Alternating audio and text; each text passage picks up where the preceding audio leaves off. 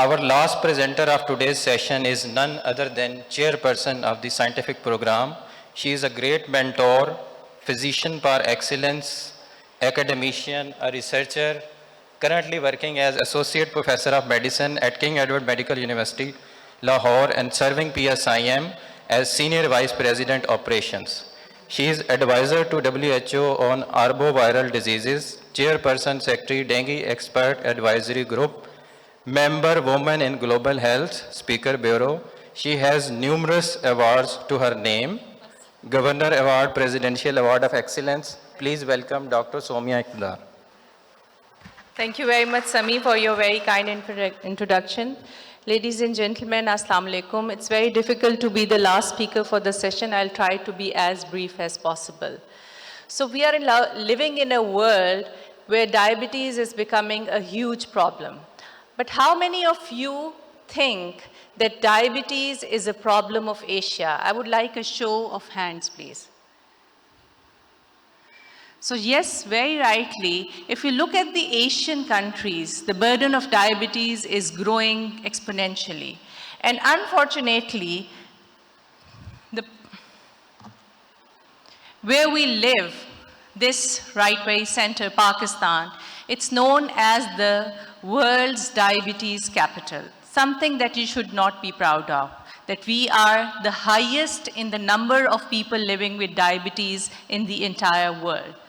And alarmingly high prevalence of diabetes in Pakistan is seen, and it is ranked number 1 in adult population with 31.4% people living. Diabetes is just there, and we need to do something. And a lot of metabolic complications are occurring when you are not even diagnosed or you are at the pre-diabetes stage. So this undiagnosed diabetes epidemic is what is bothering all of us. And we all know that diabetes doesn't come alone. It comes with a lot of complications. You name the organ of the body and we are affected by it. Be it our brain in the form of stroke or cardiovascular diseases, be it our heart with MI, angina and heart failure, be it our kidneys in the form of diabetic nephropathy and end-stage renal disease, our nerves affected by diabetic neuropathy, our eyes leading to blindness because of diabetic retinopathy, cataract and glaucoma, our teeth leading to periodontal disease. Diabetes is one of the major contributors, peripheral vascular disease, and foot ulcers and amputations. So that's why the whole goal of the care by all the world authorities and the guidelines focuses on 2 important aspects, which lies right at the center, which is to prevent complications and to optimize the quality of life.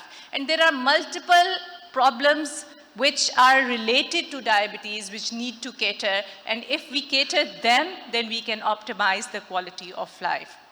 So the focus remains, or the goal of care remains on prevention of complications. And when we talk about management of diabetes, we all know that it starts with the lifestyle modification and educating our patients on the control of diabetes and risk factors. And there are 4 pillars on which this building holds, which are the glycemic management, and apart from that, other metabolic problems like lipids, like blood pressure management, and also we need to cater for our cardiovascular and renal protection as well. So the whole aim of this is reduction in actually diabetes complications, and this is the focus of care in everything, every guideline, and every guideline that we follow. And if I talk about these pillars, to me, the most important one is reduction in diabetes complication because it improves the quality of life. And this glycemic management is the main point which helps us prevent the complications. This is not visible. Can you please set this one? It's neither visible on the laptop, not on the screen. Okay, so that's why we are talking about glycemic control, which to me remains the central priority in diabetes management, and this is what I'm going to focus on. We do talk about weight management in diabetes today. We do talk about cardiovascular and renal protection, but what lies in the center is the glycemic control, which reduces your morbidity and mortality related to diabetes. So the question is, why and how should glycemic control be the major priority in the treatment of diabetes? Can somebody fix this, please? Audio-visual team? Na yahan available hai, na yahan available hai. So why and how should glycemic control be the major priority in the treatment of diabetes?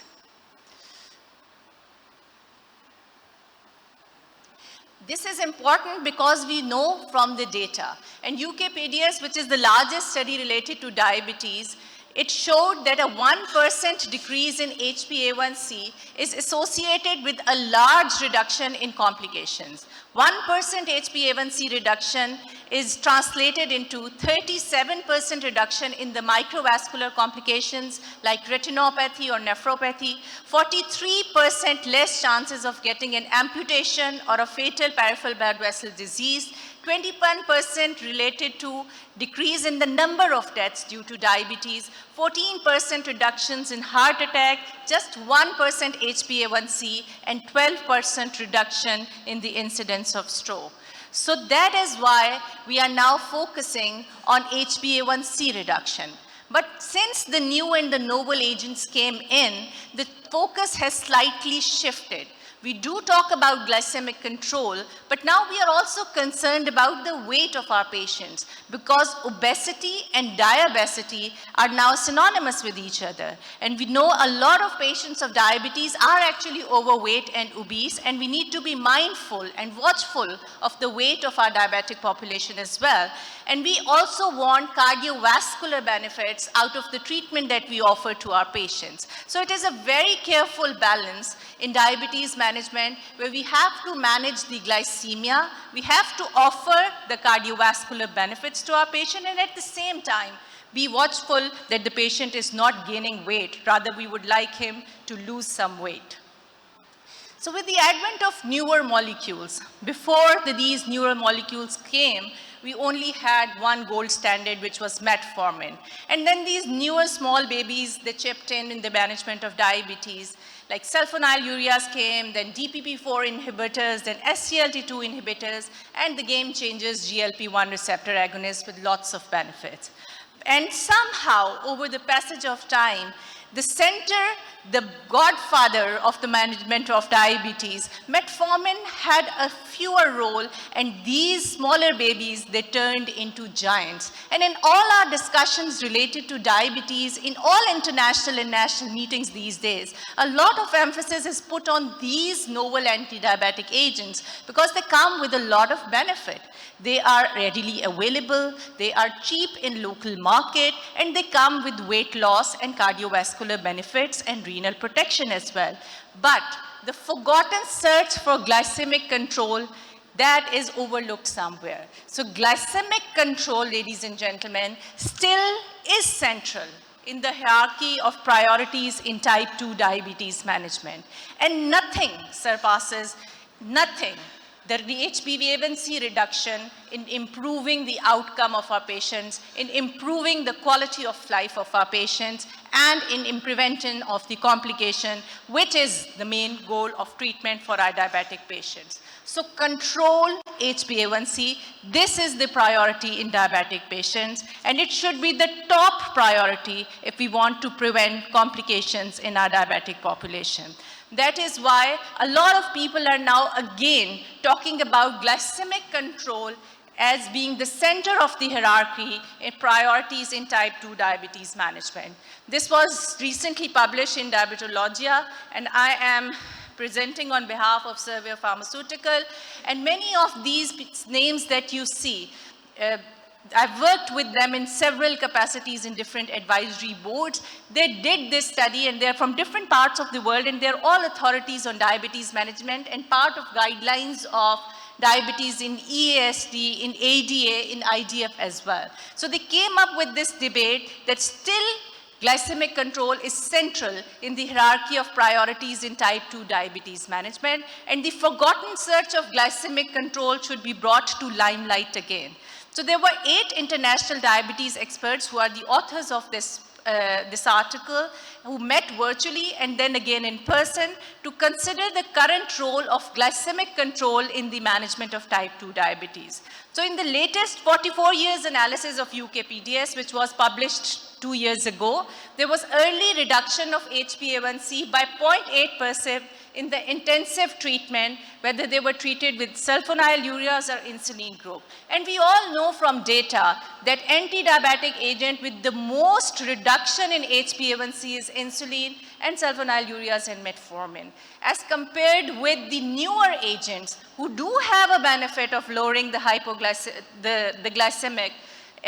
glycemic levels, but less as compared to these potent agents. Also, a 10% risk reduction in diabetes-related compounds was seen, a 17% risk reduction in myocardial infarction was seen, a 26% risk reduction in microvascular complications was seen, and a 10% risk reduction in mortality was seen in the 44 years analysis of UKPDS in the intensive treatment group, which were either treated with insulin or sulfonylurea, which have now turned not to be a first line of management in diabetes management. And the fact is that the systemic review of observational studies, which were published between 2020 and 2022, reported that 45 to 93% of people with type 2 diabetes, they had actually poor glycemic control. And in this light, glycemic control has not improved over time despite the induction of many novel new glucose-lowering drugs and diabetic management devices. So we go back to the history that we are still in the poor glycemic control era, even with the advent of newer molecules. And this raises the question that why? And the why, I could find 3 reasons for this. First, delay in initiating or modifying treatment, which we call as clinical inertia.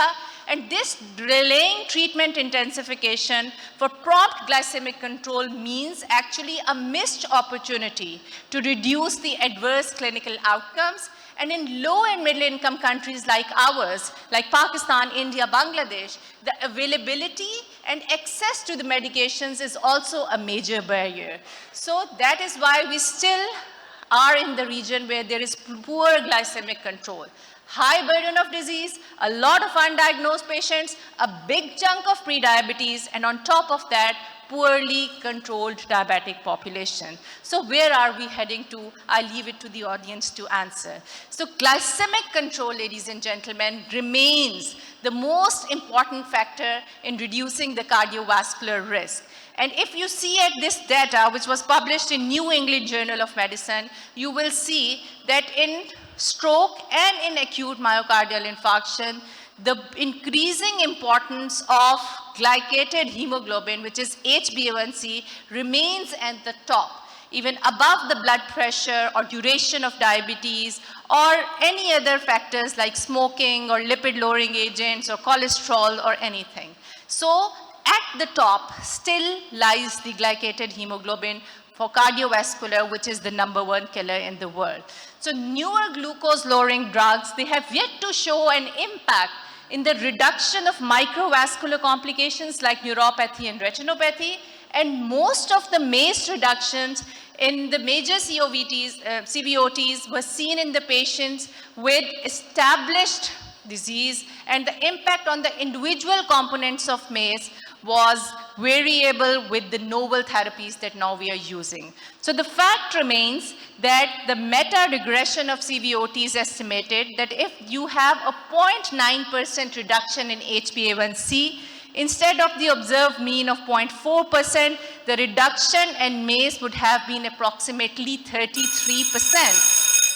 So the key highlights that I am pointing out over here is that combination therapies should be used for early sustained glucose control to attain the primary prevention of diabetes complications. And the socioeconomic impact on the patient should be assessed in a poor country like ours to achieve consistent compliance and better treatment outcomes. And a multidisciplinary approach to manage diabetes and its associated comorbidities should be part of the primary and the secondary healthcare system to reduce the disease burden.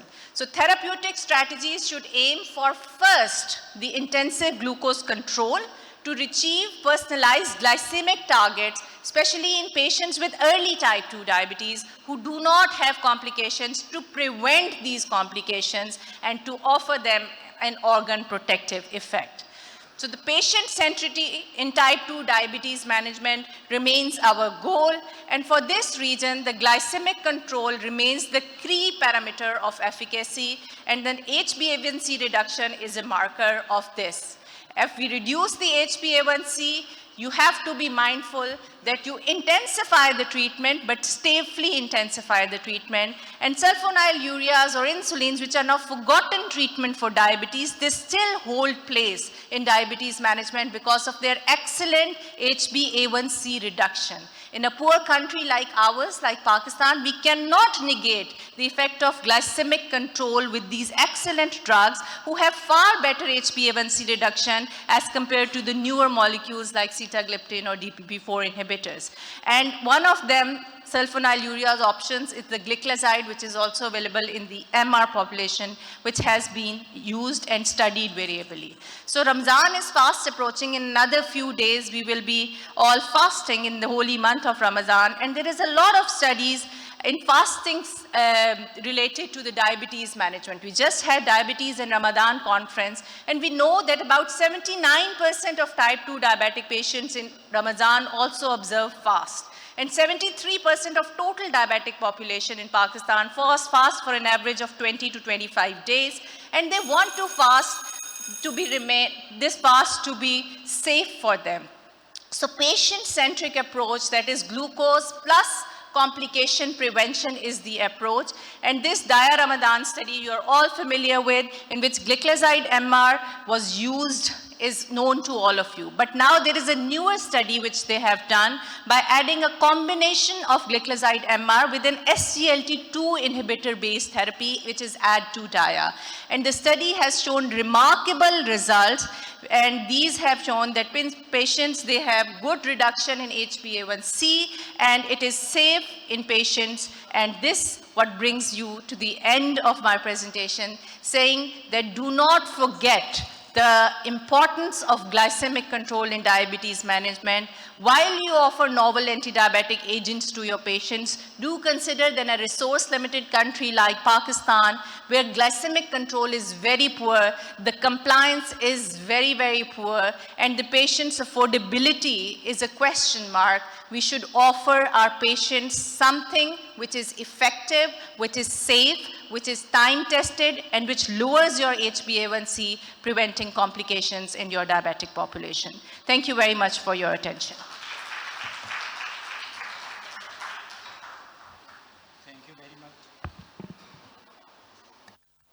Thank you very much, Madam, for your elaborated talk. With this, we come to the end of the session. Because of the shortage of time, I will not be taking any question and will request the panelists to please conclude the session. Thank you, Dr. Samiullah. 7 excellent talks, and I must say few were stretched and few were shortened for the time management, and after sitting through 7 talks, I feel like I got a minor in the time management. So Dr. Jamil has asked me to, you are having just 1 minute, so in 1 minute I can talk about the first 2 speakers. So that were very excellent talk by Professor Qasim Bashir, which was about the stroke care in lower income countries. So he very nicely defined the barriers that we face in Pakistan and how these barriers can be mitigated in Pakistan. The next talk was by Professor Irfan Malik, and that was the approach to shortness of breath. And I feel like पहले के शायद ये talk बड़ी मुश्किल होगी जो 15 minutes में इरफान साहब ने manage की है. It was an excellent talk, and he pictorially बहुत सारी चीज़ों उन्हें define की कि किस तरीके से जो है वो shortness of breath को manage किया जा सकता है. And one of the most important thing was कि जैसे हमारे teachers ने हमें सिखाया और हम उनको सिखा रहे हैं, the history taking in an examination are very important things to process with the any symptom, to proceed with any symptoms, and investigations start में कराना is not that important. Just take the history, do the examination, and then proceed for the investigation. So it will be on the right track. Thank you. Okay, thank you very much. I'll begin with the talk of Professor Wasim Jafri. Professor Wasim Jafri is a legendary figure as far as hepatology is concerned in Pakistan and beyond the Pakistan boundary, striving for better liver health for the last 4 decades. He was talking about MAFLD and all that, and one of the important factors is that the weight of the patient, how to reduce it. Weight of the patient is directly related to our lack of exertion and imbibing more than enough calories. The one example of that is जब शादी का खाना खुलता है, ना बेटा बाप को पहचानता है, ना बाप बेटी को पहचानती है, ना भाई भाई को पहचानता है, और जब वो डिश भर लेता है तब कहीं जाके बोलता है तो वहाँ बैठे थे, वहाँ बैठे थे. That is the reality. It also happened in the conferences dinner as well. So these are the things. If we are not going to control our willpower as far as imbibing calorie, nothing is going to help. And Professor Wasim Jafri has delicately, beautifully demonstrated each and everything. About Feroz Memon Sahab, I would like to say just one thing. What I hear from the GPs, some of the family physicians, and even some of the consultants, they say, well, you feel like having blood pressure, take the tablet. Otherwise, there's no need to take it. I don't know what kind of message they are delivering to the general public. And I'm sure majority of you would agree that we will come day to day with these sort of scenario where the percentage of well-controlled blood pressure is less than 5%. So that is the one point I would like to make. As far as Professor Bilal's talk is concerned, always very informing and very entertaining. He pressed all the points, and especially the one risk factor which I'll talk about is smoking. And he said a lot of things about that. A lot of people, they imbibe nicotine in many forms. Not cigarette smoking, shisha and all that, cigar and niswar and all that. And things, at that time it's very pleasurable, but when the disaster happens, it's usually sad thing. वो जो किसी ने कहा कि cigarette का धुआं और है, आहों का धुआं और. So this is what it end up with that. That's all I have to say about the 3 speakers, and then I'll pass on the mic to my colleague for the rest of the 2 talk commentary. Thank you. It was a very rich session, all very clinically relevant diseases and all interconnected, all these diabetes, hypertension, all leading to heart failure, coronary syndromes, fatty liver. And unluckily, all these are rising in our country and started occurring at lower ages. And although luckily they all can be prevented. Now regarding the last 2 lectures, both about diabetes, Dr. Bikagram Devarjani has very in detail, he has talked about all the anti-diabetic drugs. But it was very interesting that in the end he has shown his own Devarjani algorithm, which started with metformin. Then the last insightful lecture by Dr. Somya Iqtidar, she also talked about the, rather I will say that the heart of the management of type 2 diabetes is glycemic control, and she has also highlighted that it's not necessary to use the novel drugs.